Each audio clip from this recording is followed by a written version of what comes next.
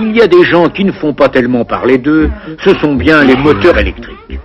C'est rare que cela tombe en panne, cela ne fait pas de fumée, et eux, ils démarrent sans se faire prier. Enfin, ça marche tellement bien qu'on se demande même plus comment ça marche, mais ce n'est pas une raison. Le principe de base du moteur électrique ne date pas d'hier. L'histoire est liée au principe de l'électroaimant. Quand on fait passer un courant dans une bobine enroulée autour d'un noyau de fer, elle se comporte comme un aimant, avec un pôle nord et un pôle sud.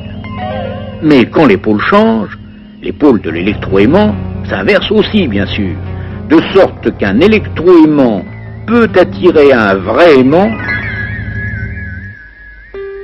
ou même des bouts de ferraille.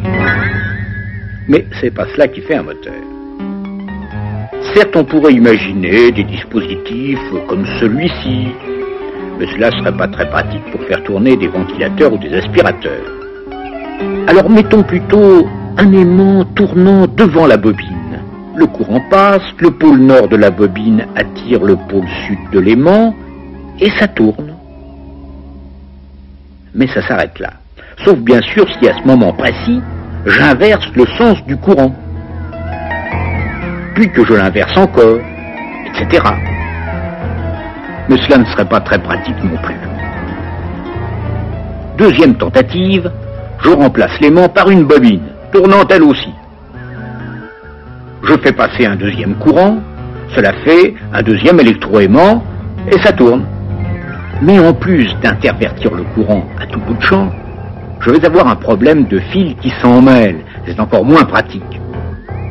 Oui, mais c'est là qu'intervient une astuce fort simple, mais fondamentale, le collecteur. Je munis ma bobine mobile de contacts ayant cette forme-ci, séparés par un très bon isolant. Les contacts qui amènent le courant, eux, sont fixes et se contentent de frotter sur le collecteur, de sorte que, quand ça tourne, le courant passe toujours. Ces contacts fixes, on les appelle des balais, parce qu'à l'origine, les gens se servaient de fins fils qui ressemblaient à des balais. Mais on fait mieux depuis, avec du graphite, ce sont les charbons. Grâce à cette astuce, on n'a plus de problème de fil avec notre bobine tournante et même, elle continue à tourner toute seule. C'est facile de comprendre pourquoi. Quand le courant passe comme ceci dans la bobine, son pôle sud est ici. Il est attiré par le pôle nord de la bobine fixe et ça tourne. Arrivé là, ça devrait s'arrêter. Mais juste à ce moment-là, chaque balai va venir en contact avec l'autre moitié du collecteur. Le courant change de sens dans la bobine tournante. Son pôle sud devient nord et il est repoussé par le pôle nord de la bobine fixe tandis que le pôle sud est attiré.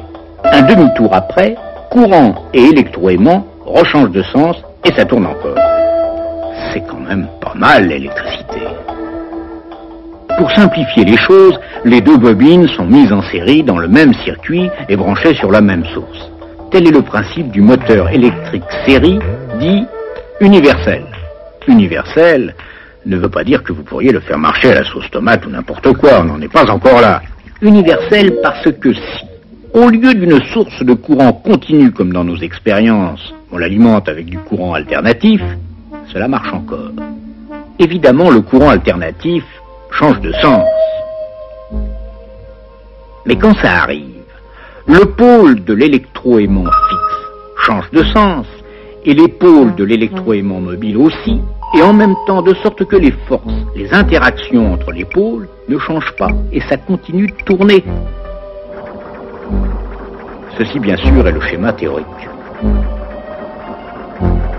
Dans la pratique, pour faire travailler les deux pôles de l'électroaimant fixe, on lui donne cette allure-ci. On l'appelle le stator. La bobine mobile est placée à l'intérieur, mais elle est aussi enroulée sur un noyau. Cela s'appelle le rotor. Quant au collecteur, il est généralement placé ici. Les balais ou charbons, eux, se placent comme cela. C'est ainsi que notre bon moteur électrique fait tourner vos ventilateurs, vos réfrigérateurs, vos aspirateurs. C'est quand même pas mal l'électricité.